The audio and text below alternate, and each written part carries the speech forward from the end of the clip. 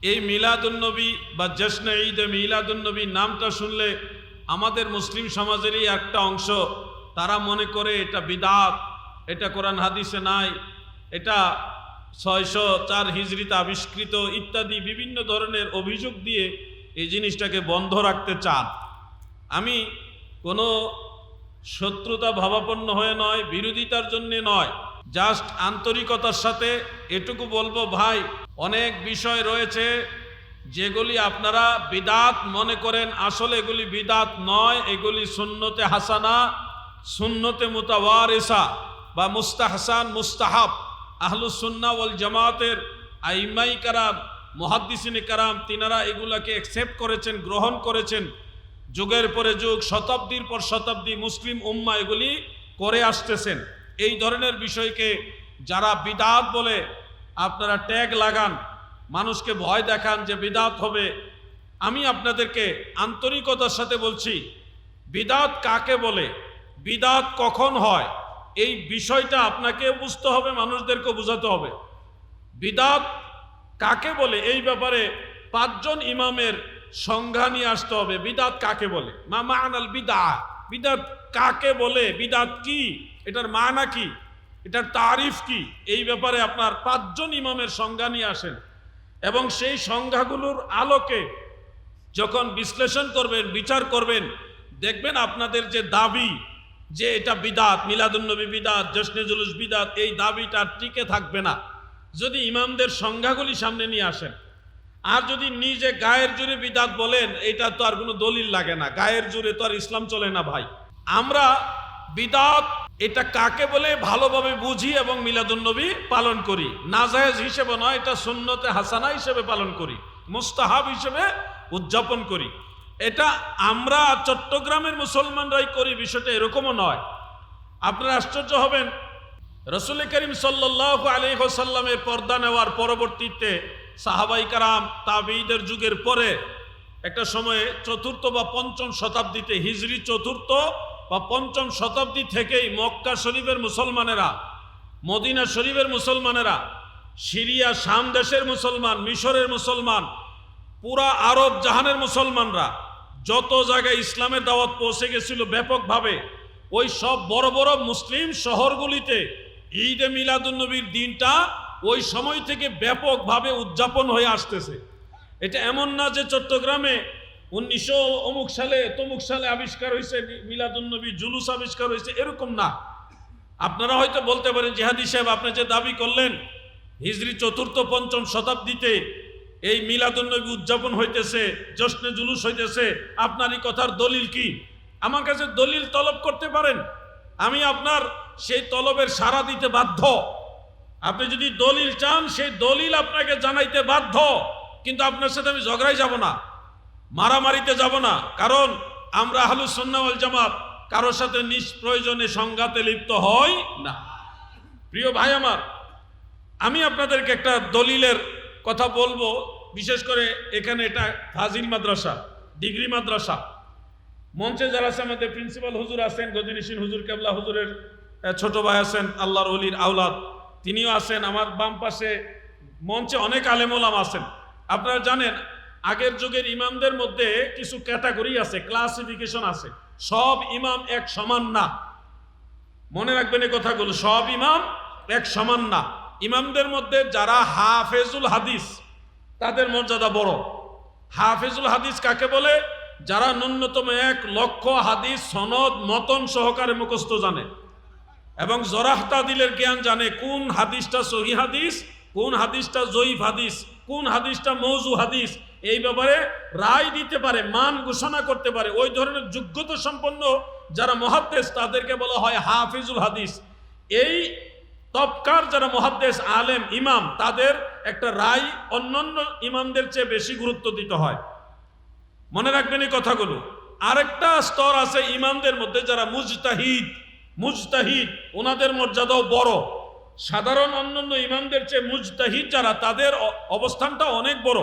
একজন মুজতাহিদ যদি কোরআন সুন্নাহ গবেষণা করে একটা রায় দেয় যে এটা এই, তখন ওই রায়টাই দলিল হয়ে যায়। মারহাবা বলেন। তাহলে বুঝেন ওনাদের মর্যাদা কিরকম। একজন মুজতাহিদ যদি কোরআন হাদিস গবেষণা করে একটা রায় দেয় যে এই বিষয়টা এই, মোবাইলে বিয়ে করলে জায়েজ হবে কিনা, বিয়ে পড়াইলে জায়েজ হবে কিনা, বা মোবাইলে তালাক দিলে জায়েজ হবে কিনা, এই মাসালা তো আপনি কোরআন হাদিসে পাবেন না, সরাসরি নাই। কারণ ওই সময় মোবাইলই ছিল না, আপনি মোবাইলে তালাকের মাসালা পাবেন কোথায়?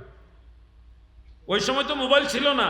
তো মোবাইলে বিয়ের মাসালাও কোরআনে পাবেন না, হাদিসে পাবেন না। মোবাইলে তালাকের মাসালাও কোরআনে পাবেন না, হাদিসে পাবেন না। এখন মুজতাহিদ যারা, তারা কি করবে? কোরআনের বিভিন্ন দলিল আদিল্লা বিশ্লেষণ করবে, বিভিন্ন হাদিস বিশ্লেষণ করবে, উসুল শাস্ত্র নিয়ে চুলছেড়া বিশ্লেষণ করে তাহকিক করে তারা একটা রায় দিবে যে মোবাইলে তালাক দিলে এই হবে অথবা হবে না, অথবা মোবাইলে বিয়ে পড়াইলে হবে অথবা হবে, একটা রায় দিল। আমি এ ব্যাপারে আলোচনা করতেছি না, বোঝানোর জন্য বলছি। তখন ওই যে রায়টা, এই রায়টাই দলিল। মুসলিম উম্মার জন্য এই রায়টা কি দলিল। মুস্তাহিদের পাওয়ার, এই পাওয়ার দিছে আল্লাহ এবং আল্লাহ রসুল নিজে। ওনাদেরকে পাওয়ার দিছে, অথরিটি দিছে আল্লাহ এবং আল্লাহ রসুল সাল্লাল্লাহু আলাইহি ওয়াসাল্লাম। এই জন্যে মুজতাহিদ তবকার ইমাম যারা, হাফেজুল হাদিস তবকার ইমাম যারা, তারা যদি একটা বিষয় বলে এই, তখন এই কথাটা অনেক বেশি গুরুত্বপূর্ণ হয়। এখন আমি যে বললাম হিজরি 4th থেকে 5ম শতাব্দীতেই মক্কা শরীফের মুসলমান, সাধারণ এলাকা না, মক্কা মুকাররমা যেখানে নবীজির বেলাদাত মুবারক হয়েছে, সেই মক্কা নগরীর মুসলমানেরা, মদিনা মুনাওয়ারার মুসলমানেরা, শাম সিরিয়ার মুসলমানেরা, মিশরের মুসলমানেরা, মুসলিম মিল্লাতের সংখ্যাগরিষ্ঠ যতগুলি শহর ছিল সবগুলি শহরে মিলাদুন নবীর দিনটা আন্তরিকতার সাথে মুসলমানেরা উদযাপন করত এবং জুলুস করত। ওই দিন কেউ ঘরে থাকতো না, ঘর থেকে বের হয়ে সবাই সালাতু সালাম পাঠ করত, দান সাদাকা করত, নেক কাজে লিপ্ত থাকতো। সুবহানাল্লাহ বলেন। এই কথার দলিল কি? আমাকে যদি কেউ প্রশ্ন করেন কোথায় পেলেন এই কথা, তখন আমি বলবো ওই যে হাফিজুল হাদিস কথাটা নিয়ে আসলাম। হাফিজুল হাদিস অনেক আছেন, হাফিজুল হাদিস অনেক আছেন। এর মধ্যে একজন পরিচিত, উনি হলেন হাফেজ ইবনু হাজার আসকালানি রহমাতুল্লাহ আলাই। হাফেজ ইবনু হাজার আসকালানি রহমাতুল্লাহ আলাই। এই হাফেজ আর কোরআনের হাফেজ এক না, কিন্তু কোরআনের উনি কিন্তু কোরআনেরও হাফেজ। হাফেজুল হাদিস যারা, তারা কিন্তু সবাই কোরআনের হাফেজ। কিন্তু হাদিস শাস্ত্রে যাদেরকে হাফেজ বলা হয়, তারা লক্ষাধিক হাদিসের সনদ মুখস্থ জানে, এরকম ব্যক্তিকে হাফেজ ইবনু হাজার আসকালানি রহমাতুল্লাহ আলাইহির উস্তাদ সমতুল্য। হাফেজ ইবনু হাজার আসকালানি 6 লক্ষাধিক হাদিস মুখস্থ জানতেন। মারহাবা বলেন। উনার উস্তাদ, চিন্তা করছেন বিষয়টা, উনার উস্তাদ, উনার নাম হলো হাফিজুল হাদিস ইমাম আবুল খায়ের ইবনু জাজারি রহমাতুল্লাহ আলাইহি। হাফিজুল হাদিস ইমাম আবুল খায়ের ইবনু জাজারি রহমাতুল্লাহ আলাইহি, তিনার ইন্তেকাল হলো 833 হিজরি, আর হাফেজ ইবনু হাজার আসকালানির ইন্তেকাল হলো 852 হিজরি। 852 হলো ইবনু হাজার আসকালানির ইন্তেকাল, আর ইবনু জাজারির ইন্তেকাল হলো 833 হিজরি। ওনার লেখা একটা কিতাব, ওটার নাম হলো আরফুত তারিফ বি মাউলিদিশ শরীফ। কিতাবটাই মিলাদুন নবীর উপরে লেখা। মারহাবা বলে। আজকে আপনারা দলিল খুঁজে পান না, দেখেন আমাদের ইমামরা মিলাদুন নবীর উপরে কিতাব লিখেছেন। সেই কিতাবটা আমার ঘরে হার্ড কপি সংরক্ষিত আছে। আমি মোবাইলে স্ক্রিনশট নিয়ে আসছি।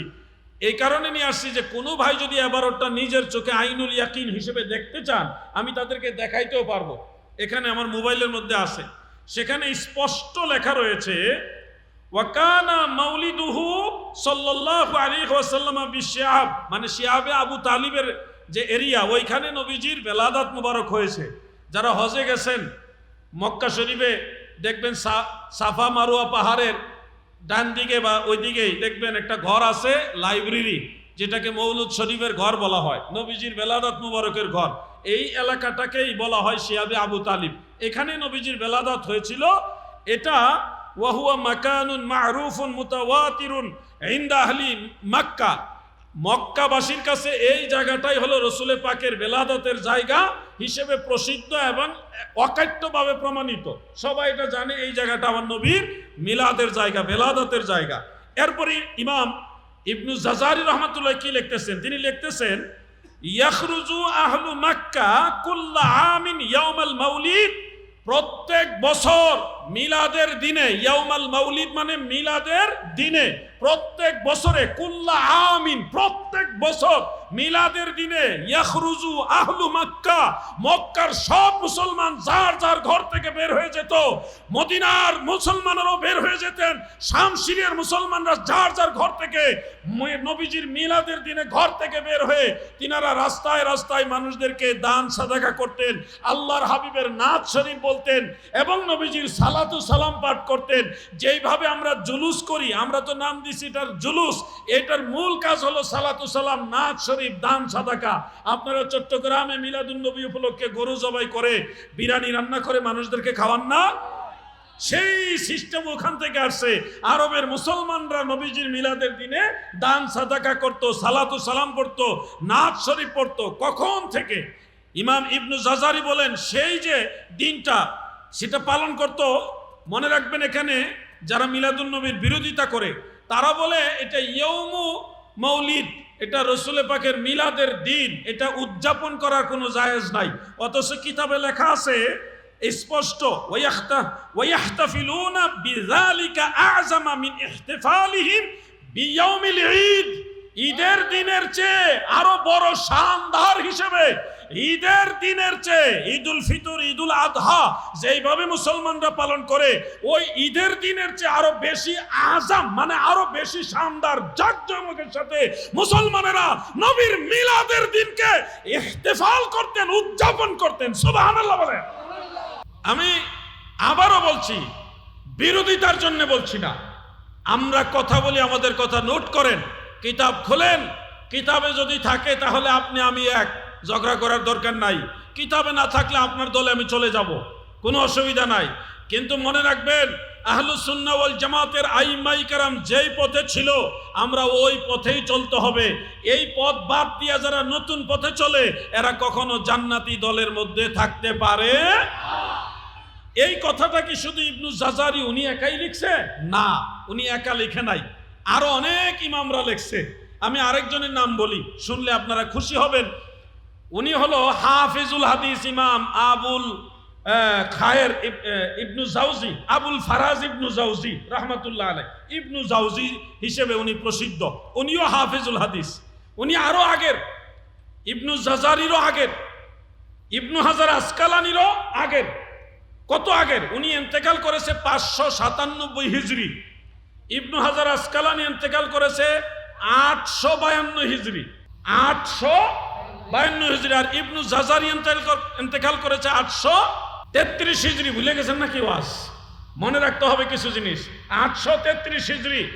আর ইবনু জাওজি রহমাতুল্লাহ আলাইহি উনি ইন্তেকাল করেছে 597 হিজরি। তার মানে আরো অনেক আগের, অনেক আগের। তিনি মিলাদুন নবীর উপরে আমার জানা মতে 3টা কিতাব লেখছে। উনি একজনই মিলাদুন নবীর পক্ষে 3টা কিতাব লেখছে। আলহামদুলিল্লাহ 3টা কিতাবই আমার কাছে আছে। এর মধ্যে একটা কিতাবের স্ক্রিনশট আমার মোবাইলে রাখছি, কারণ কখন কোথায় প্রয়োজন হয় বলা যায় না। এই যে আবারত সহকারে আমি স্ক্রিনশটটা নিয়ে আসছি, এখানে ঠিক হুবহু এই কথাটা এই কিতাবের মধ্যেও আছে। মক্কা মুকাররমা, মদিনা মুনাওয়ারা, শাম, সিরিয়া, মিশর সহ সারা পৃথিবীর মুসলমানেরা রসুলের মিলাদের দিনটাকে ইহতিফাল করতেন, উদযাপন করতেন, অতীব জাঁকজমকের সাথে দান সাদাকা করতেন, সালাতু সালাম পড়তেন। বলবেন যে দুইজনই বলছে না আরো বলছে? আরো বলছে ভাই, দুইজনে না, আরো বলছে, আরো অনেকে বলছে। যেমন আমি আরেকজনের নাম বলি, ওনার নাম হলো ইমাম সাখাবি। ইমাম সাখাবি, মনোযোগ আসেনি আপনাদের? ছাত্র ভাইরা আপনাদের মনোযোগ আছে? একটু খেয়াল করেন। ইমাম সাখাবি উনিকে, উনি ইমাম ইবনু হাজার আসকালানির ছাত্র, উনিও হাফেজুল হাদিস। হাফেজুল হাদিস, সাধারণ হাফেজ না, উনি নাকেদ পর্যায়ের হাফেজ। উনি যদি কোনো হাদিসকে বলে লা আসলা লাহু, এটার কোনো ভিত্তি নাই, পরবর্তীতে কেউ এটা রদ করতে পারে নাই। এত বড় জাইয়্যিদ পর্যায়ের হাফেজুল হাদিস ছিলেন ইমাম সাখাবি, ইমাম শামসুদ্দিন সাখাবি রহমাতুল্লাহ আলাইহি। উনিও রসুল পাক সাল্লাল্লাহু আলাইহি সাল্লামের মিলাদুন নবীর দিনটা যে মক্কার মুসলমানেরা, আরবের মুসলমানেরা উদযাপন করেছে সেটা উল্লেখ করেছেন। আরো আছে, আরেকজন হলো উনি ইমাম জালালউদ্দিন সুয়ুতি রহমাতুল্লাহ আলাইহির ছাত্র। যার কথা আমি বলবো তিনা ইমাম জালালউদ্দিন সুয়ুতি রহমাতুল্লাহ আলাইহির ছাত্র, উনিও হাফেজুল হাদিস। ইমাম সুয়ুতি উনিও হাফিজুল হাদিস, যার কথা বলতেছি উনিও হাফিজুল হাদিস। ইমাম সুয়ুতি 2 লক্ষ হাদিসের সনদ মুখস্থ জানতেন। আর ইমাম নজমুদ্দিন গাইতি, ইমাম নজমুদ্দিন গাইতি রহমাতুল্লাহ আলাইহি উনিও হাফিজুল হাদিস। ওই ইমাম সুয়ুতিও লিখেছেন, ইমাম গাইতি উনিও লিখেছেন রাসূলের মিলাদের দিনটাকে মক্কা মুকাররমা মদিনার মুসলমানেরা ইহতিফাল করতেন, উদযাপন করতেন। সেই আদিকাল থেকে ইমাম বদরুদ্দিন আইনি রহমাতুল্লাহ আলাইহির একটা কিতাব আছে। ওই যে নবীজির রওজা মুবারক থেকে ইহুদিরা লাশ মুবারক, জেসেম মুবারক চুরি করে নিতে চাইছিল যেই বাদশার আমলে, ওই বাদশার নামটা কি কারো খেয়াল আছে?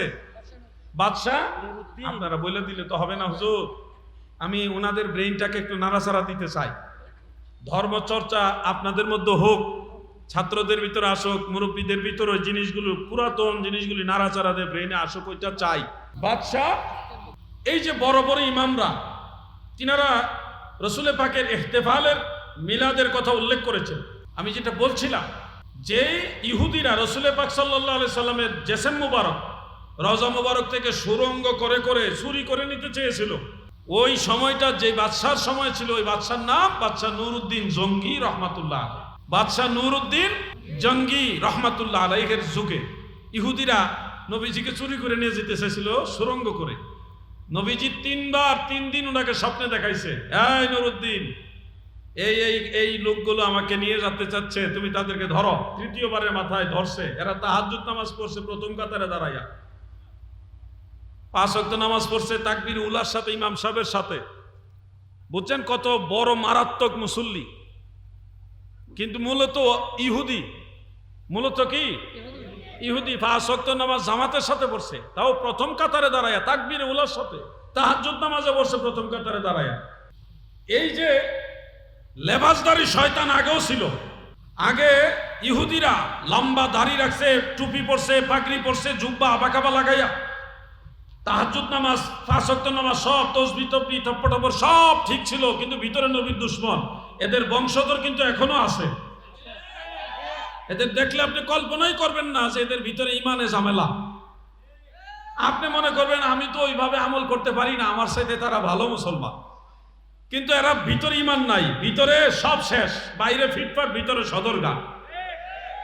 এই জন্য আমাদের ভাইরা, বাদশাহ নুরউদ্দিন জঙ্গি রহমাতুল্লাহ আলাইহির জামানায়, এটা ছিল 5ম শতাব্দীতে, হিজরি 5ম শতাব্দীতে বাদশাহ নুরউদ্দিন জঙ্গি রহমাতুল্লাহ নিজে মিলাদ মাহফিলে অ্যাটেন্ড করেছেন। এটা উল্লেখ করেছে ইমাম বদরুদ্দিন আইনি হানাফি রহমাতুল্লাহ আলাইহি।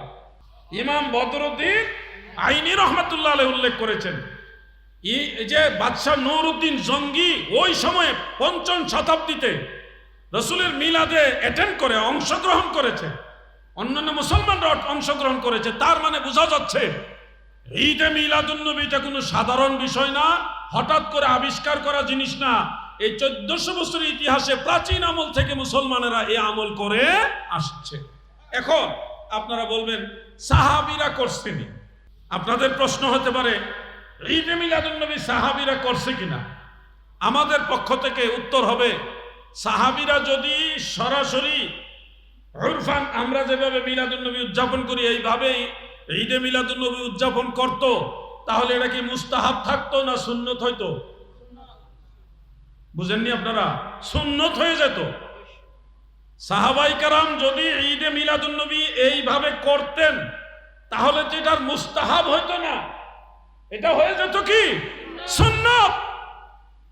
আমরা মিলাদুন্নবী উদযাপন করা সাধারণত সুন্নত বলি না, মুস্তাহাব বলি। মুস্তাহাব কাকে বলে, এই মুস্তাহাবের সংজ্ঞা কি, এটা আপনাদের এখন জানতে হবে। সুন্নত কাকে বলে এটারও একটা সংজ্ঞা আছে, মুস্তাহাব কাকে বলে এটারও একটা সংজ্ঞা আছে। অনেকগুলো সংজ্ঞা আছে।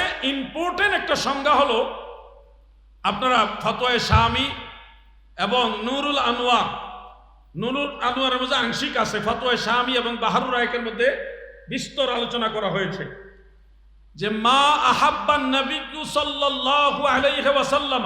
আবার কোন কোন জায়গায় লেখা আছে মা ফাআলান নবী সাল্লাল্লাহু আলাইহি ওয়াসাল্লাম মাররাতান ওয়া তারাকাহু মাররাতান। যেই জিনিসটা নবীজি একবার করেছেন আরেকবার তরক করেছেন, কোন সময় এটা করেছেন কোন সময় আবার করেননি, বাদ দিয়েছেন, এইটাকে ফাহুয়া মুস্তাহাব্বুন, সেটাকে বলা হয় মুস্তাহাব। মুস্তাহাবের একটা সংজ্ঞা। আবার আরেকটা এই মুস্তাহাবের সংজ্ঞার মধ্যে আছে ওয়ামা আহাব্বাহু সালাফ, সালাফরা যেটা পছন্দ করেছে, ওয়ামা আহাব্বাহু সালাফ, যেই কাজটা সলফে সালিহিন, সালাফ কাকে বলে? সাহাবী, তাবিঈ, উম্মতের মুজতাহিদ যারা, তাদের প্রাচীন তবকার যারা মুজতাহিদ আগের যুগের, তারা যদি কোনো বিষয়কে মহব্বত করে, পছন্দ করে থাকে, সংজ্ঞা মোতাবেক ওটাকেও বলা হয় মুস্তাহাব। খেয়াল করে শুনবেন, এটা যে মুস্তাহাব হলো এটার আরো কোনো ভিত্তি আছে কিনা? ভিত্তি হলো দয়াল নবীজি বলছেন মার আল মুসলিমুনা হাসানান ফাহুয়া ইনদাল্লাহি হাসান। এটা মারফু সূত্রেও আছে, মওকুফ সূত্র আছে। হযরত ইবনে মাসউদ থেকে এটা মওকুফ সূত্রে আছে, হযরত আনাস রাদিয়াল্লাহু আনহু থেকে মারফু সূত্রে আছে।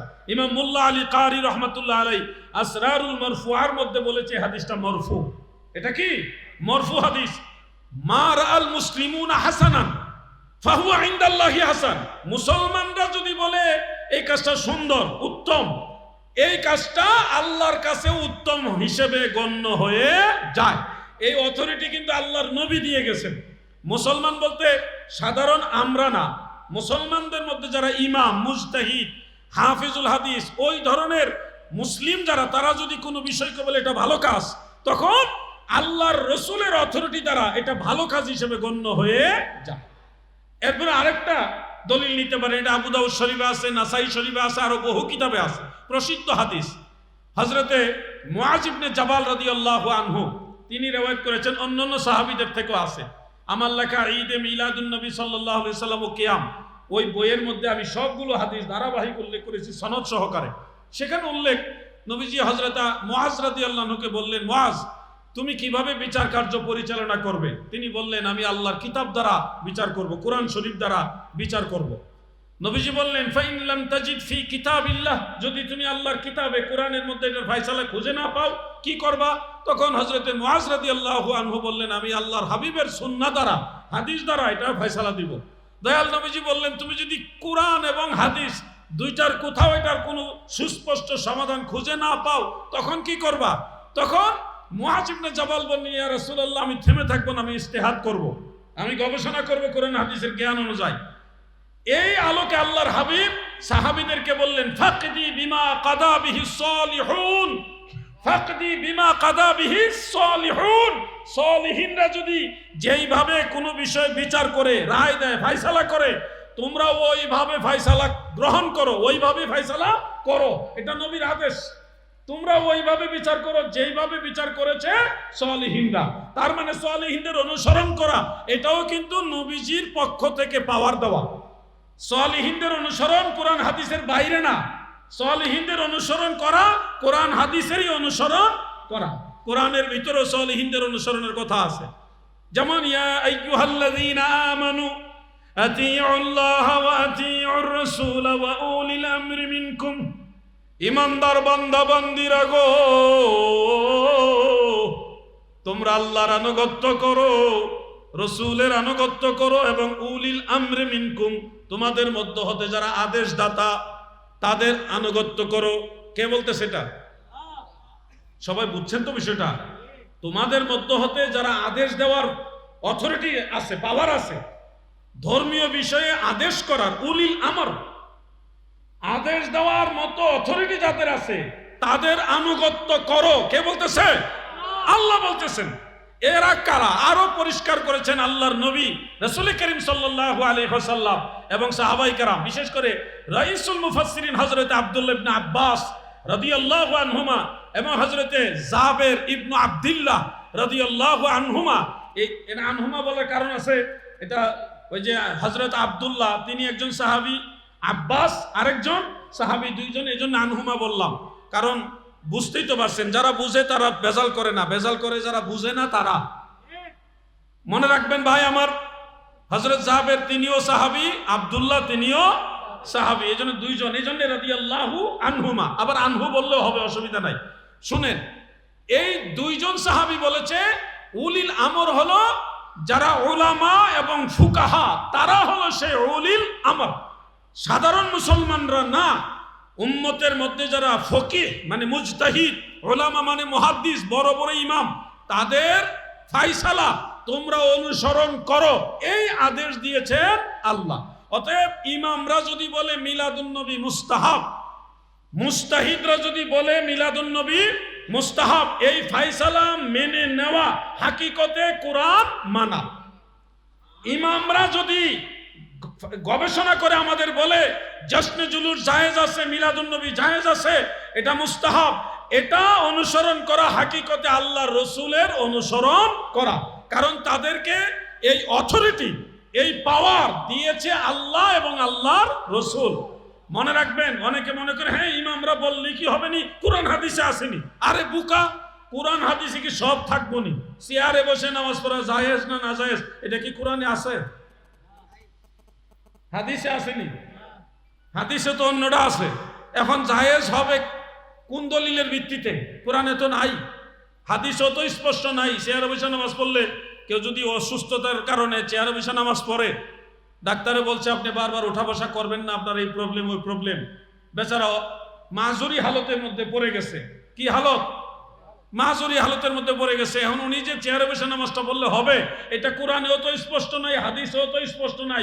এটার ফায়সালা কই থেকে জানবেন আপনি? সব জায়গায় যদি বলেন কোরআন ছাড়া অন্য কিছু মানি না, মানবো না, আরে বুকা তুমি দেখো নাই কোরআনে বলছে যে জিনিসটা তোমরা, যেমন একটা বিষয় আপনারা জানেন, ফাসআলু আহলা যিকরি ইন কুনতুম লা তা'লামুন।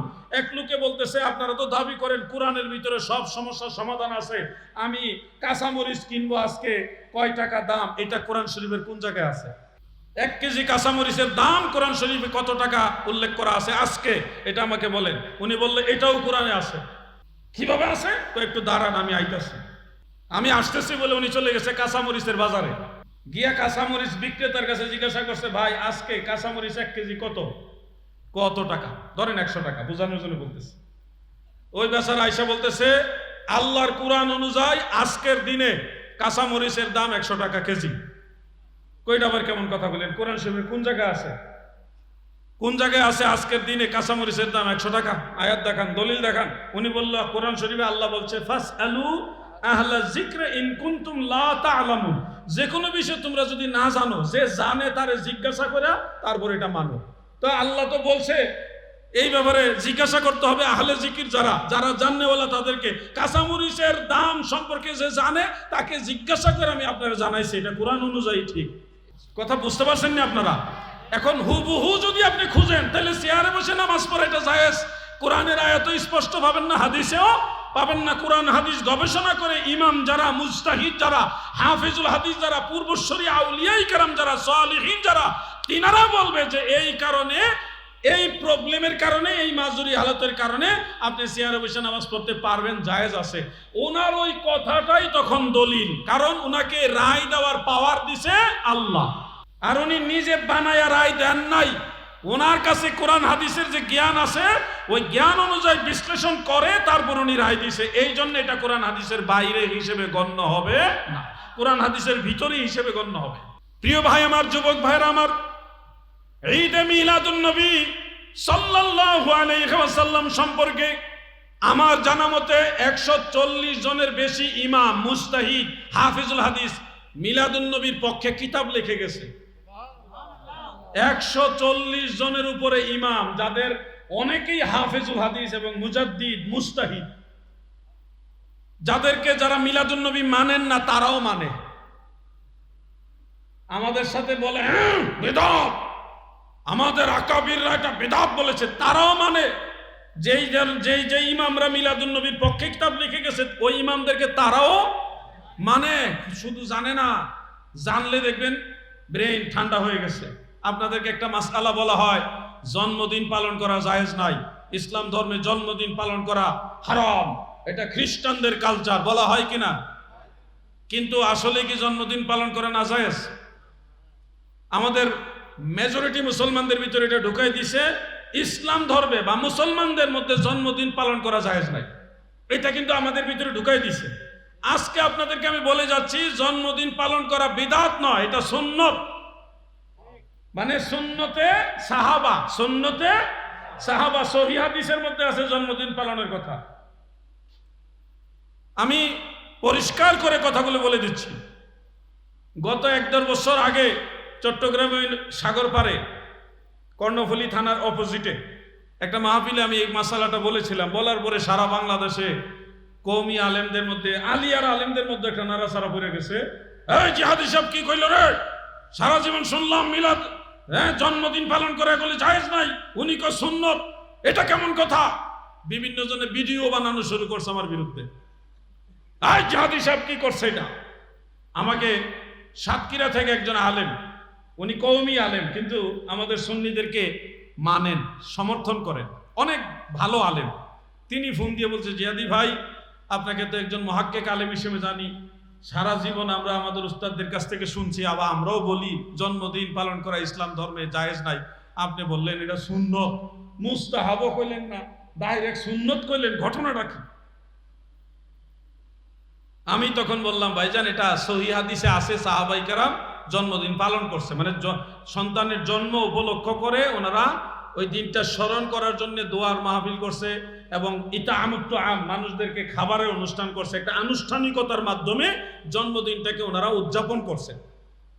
তো এই হাদিসের আলোকে বোঝা যাচ্ছে এটা জায়েজ আছে। কয়টা কোন কিতাবে আছে আপনি একটু বলেন। আমি বললাম ইমাম বুখারী রাহমাতুল্লাহ আলাইহির কিতাবে আছে। বলেন কি? আমি তো বুখারী পড়াই, কোনোদিন তো এই হাদিস পাইলাম না। বুখারী উনি পড়ায় কোনোদিন পায় নাই। আমি বললাম ভাইজান এটা বুখারী শরীফে না, ইমাম বুখারীর কিতাবে আছে। কোন কিতাবে? আদাবুল মুফরাদের মধ্যে আছে। আদাবুল মুফরাদের মধ্যে 2টা হাদিস আছে। বলেন তো। আমি বললাম বললে এখন শুনবেন তো, হনমন থাকবো না, আমি পাঠাইতেছি আপনারে হোয়াটসঅ্যাপ নাম্বারে। তখন ওনাকে আমি 2টা হাদিস শরীফ আদাবুল মুফরাদ থেকে পাঠাইলাম তরজমাতুল বাব সহকারে। ইমাম আবু আব্দুল্লাহ মুহাম্মদ ইবনে ইসমাইল বুখারী রাহমাতুল্লাহ আলাইহির কিতাব থেকে হাদিস 2টা পাঠানোর পরে বেচারা স্তব্ধ হয়ে গেছে, যে কোনোদিন কল্পনাও করিনি যে এই হাদিস দ্বারা উনি আমার দলিল দিয়ে দিব, এবং ওই হাদিসে জন্মদিনের কথা উল্লেখও আছে। আমার ভাইরা আশ্চর্য হবেন, দেওবন্দি আলেম যারা, কওমি ঘরানার আলেম যারা, আপনারাও মনে করেন জন্মদিন পালন করা জায়েজ নাই, কিন্তু আশ্চর্য হবেন ফতোয়ায়ে রশিদিয়ার মধ্যে দেওবন্দের বড় আলেম রশিদ আহমদ গাঙ্গুহি সাহেব, তিনাকে প্রশ্ন করা হয়েছিল সন্তানের জন্মদিন উপলক্ষ করে কোন ধরনের দোয়া অনুষ্ঠান ওই দিনটাকে উদযাপন করা এটা জায়েজ আছে কিনা। তখন রশিদ আহমদ গাঙ্গুহি উত্তর দিয়েছে, এটা অবশ্যই করা যাবে, কোনো অসুবিধা নাই। দেওবন্দি আলেমরা বলছে এটা জায়েজ, আর আমরা দেশের সুন্নিদের বিরুদ্ধে ফতোয়া লাগায় জন্মদিন পালন করা বিদআত। মনে রাখো, জন্মদিন পালন করা বিদআত নয়, এটা ইবাদত। জন্মদিনের বিরুদ্ধে তারা কেন ফতোয়া দিল? এটার হাকিকত হলো ওই যে আমরা মিলাদুন নবী পালন করি। মিলাদুন নবী মানে তো রাসূল পাক সাল্লাল্লাহু আলাইহি সাল্লামের বেলাদাত দিবস, জন্মের দিবস। এই মূলত জন্মদিন নাজায়েজ প্রমাণ করতে পারলে তো মিলাদুন নবী নাজায়েজ প্রমাণ করতে সুবিধা। বুঝছেন নি হাকিকতটা কোন জায়গায়? শয়তানের মূল গুড়া কোন হানো তারা টার্গেট করছে। কোনো কাজ হবে না। জন্মদিন খ্রিস্টানরা যেইভাবে করে ওইভাবে করবেন না, সাহাবায়ে কেরাম যেইভাবে করেছে ওইভাবে জন্মদিন পালন করবেন, জায়েজ আছে। লাইনে জায়েজ, বেলাইনে না জায়েজ। লাইনে জায়েজ, বেলাইনে না জায়েজ। বিষয়টা কি ক্লিয়ার হয়েছে আপনাদের? মিলাদুন নবী নিয়ে যারা কথা বলেন, আপনারা মেহেরবানি করে আরো স্টাডি করুন, গবেষণা করুন। অযথা ভুলভাল ফতোয়া দিয়ে মানুষের আমল নষ্ট করবেন না প্লিজ। এমনিতেই মানুষ আমল করে না এখন। ভাই ভাইকে সম্মান করে না, সন্তান বাবাকে ইজ্জত করে না, বাবা ছেলের মধ্যে মহব্বত নাই, স্বামী স্ত্রীর মধ্যে প্রতিনিয়ত ঝগড়া চলে, প্রতিবেশীর সাথে প্রতিবেশীর সম্পর্ক ভালো না, মানুষের কাছে নিরাপদ না। রাত্রেবেলা একা একা রাস্তা দিয়ে জেলে যাইতে চাইলে হঠাৎ করে উশৃঙ্খল কিছু ছেলেপেলে, কিশোর গ্যাং, এরা আইসা আপনার সব কিছু নিয়ে যাবে, নিঃস্ব করে দিয়ে যাবে। কোনো মানবতা নাই, সব নষ্ট হয়ে যাচ্ছে। আমল নাই, আমানতদারিতা নাই, জিম্মেদারি নাই, সম্মান, তাজিম, তাকরিম সব নষ্ট হয়ে যাচ্ছে। আমল যত কমাইবেন ততই সমাজে মানুষের মনুষ্যত্ববোধ কমে যাবে। আমল যত কমাইবেন, আমল বাড়ান, ধর্মীয় চর্চা বাড়ান, দেখবেন অনেকটা কন্ট্রোল হয়ে আসছে। 100% ভালো হবে না।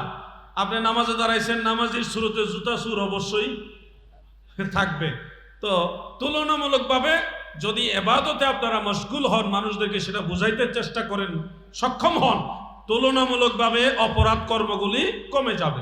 একটা মানুষ যদি মিলাদুন নবীর জুলুসে যায়, এই লোকটা অন্ততপক্ষে জুলুসে যায় নেশায় বা মাদক আসক্ত হবে না, নবীর দুরুদ সালাম করবে, হাঁটবে, নবীজির নাত শরীফ বলবে, অন্যদের সাথে সে তাল মিলাইয়া বলবে, নাত শরীফ বলবে, কখনো জিকির করবে, কখনো দুরূদ শরীফ বলবে, মারহাবা ইয়া রাসূলুল্লাহ, মারহাবা মারহাবা ইয়া হাবিবাল্লাহ, মারহাবা।